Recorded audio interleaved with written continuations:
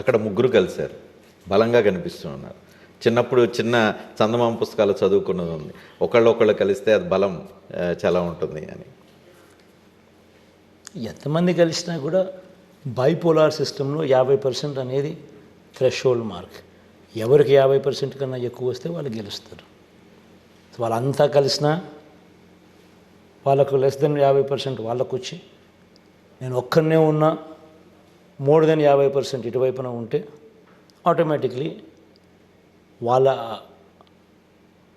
నా అక్క చెల్లెమ్మల కుటుంబాల్లో ఉన్న వాళ్ళ జగనే గెలుస్తుంది. జనం మీద విపరీతంగా నమ్మకం పెట్టుకున్నారు. జనమే నా బలం అని అంటూ ఉన్నారు. జనం జనం జనం అంటున్నారు. జనం సేమ్ అదే విశ్వాసం, మీరు పెట్టుకున్నంత విశ్వాసంతో మీ వెనుక ఉంటారని అంత బలమైన విశ్వాసం ఎందుకు?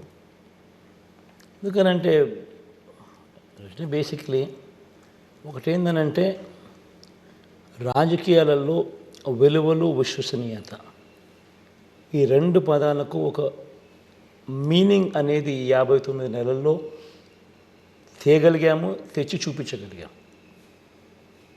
నెంబర్ 1. నెంబర్ 2, ప్రతి పేదింటి అభివృద్ధి కోసం ఈరోజు విత్తనాలు వేసాం. ఆ విత్తనాలు వృక్షాలు కావాలి. ఆ వేసిన విత్తనాలు వృక్షాలు కావాలి అని అంటే అందులో జగన్ పాత్ర చాలా క్రిటికల్, జగన్ చాలా అవసరము అన్నది ప్రతి పేదింట్లో కూడా వాళ్ళందరికీ కూడా అర్థమయ్యింది. అర్థమయ్యేట్టుగా కూడా ప్రతి సభలో కూడా చెప్పుకుంటూ వస్తున్నాం. సో పేదవాడి ఇంట్లో అభివృద్ధి